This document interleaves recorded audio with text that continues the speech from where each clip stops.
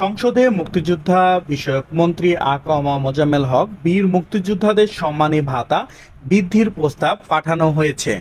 মুক্তিযোদ্ধা বিষয়ক মন্ত্রী মোজাম্মেল হক বলেছেন, বীর মুক্তিযোদ্ধাদের সম্মানী ভাতা সহ অন্যান্য ভাতা বৃদ্ধির বিষয়টি বিবেচনার জন্য সামাজিক নিরাপত্তা কর্মসূচি সংক্রান্ত মন্ত্রিসভা কমিটির প্রস্তাব পাঠানো হয়েছে। কমিটির সভায় গৃহীত সিদ্ধান্তের প্রেক্ষিতে পরবর্তীতে প্রয়োজনীয় ব্যবস্থা নেওয়া হবে। বীর মুক্তিযোদ্ধা এবং তাদের পরিবারের জন্য আমরা নিয়ে আসলাম এই ফুললি কাস্টমাইজ সুন্দর শোপিসটি, যা কিনা ফুললি ওয়াটারপ্রুফ। উক্ত শোপিসটি অর্ডার করতে স্ক্রিনে দেখা নাম্বারে আজই কল করুন। উক্ত শোপিসটি খুবই সুন্দর, যা কিনা আপনি যে একজন বীর মুক্তিযোদ্ধা এবং বীর মুক্তিযোদ্ধা পরিবারের সদস্য তার চিহ্ন হিসেবে রেখে দিতে পারবেন সারা জীবন। তো আর দেরি নয়, আজই অর্ডার করুন। মঙ্গলবার 2 জুলাই জাতীয় সংসদ অধিবেশনের প্রশ্নোত্তর পর্বে তিনি এ তথ্য জানান। আওয়ামী লীগের সংসদ সদস্য ইফতিকার উদ্দিন তালুকদারের লিখিত প্রশ্নের জবাবে তিনি আরও জানান, বীর মুক্তিযোদ্ধাদের সুযোগ সুবিধা বৃদ্ধির জন্য সরকার প্রতিনিয়ত কাজ করে যাচ্ছে।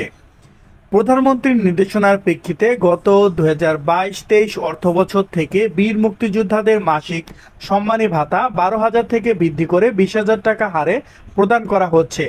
বীর মুক্তিযোদ্ধাদের সম্মানী ভাতা বৃদ্ধি সংক্রান্ত কার্যক্রম সামাজিক নিরাপত্তা কর্মসূচি সংক্রান্ত মন্ত্রিসভার কমিটির আওতাভুক্ত।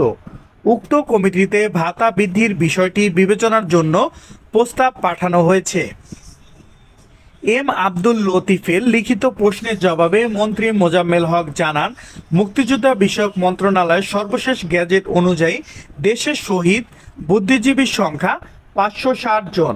তালিকা তৈরির কার্যক্রম চলমান, এই সংখ্যা আরও বাড়তে পারে। তিনি জানান, এ পর্যন্ত 4টি ধাপে শহীদ বুদ্ধিজীবীদের তালিকা প্রকাশ করা হয়েছে।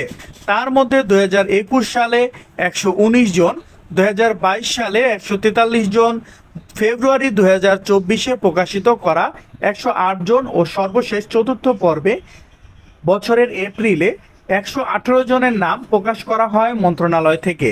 একই প্রশ্নের জবাবে মন্ত্রী জানান, শহীদ বুদ্ধিজীবীদের তালিকা প্রণয়ন একটি চলমান প্রক্রিয়া। এ বিষয়ে একটি জাতীয় কমিটি কার্যক্রম চলমান রয়েছে।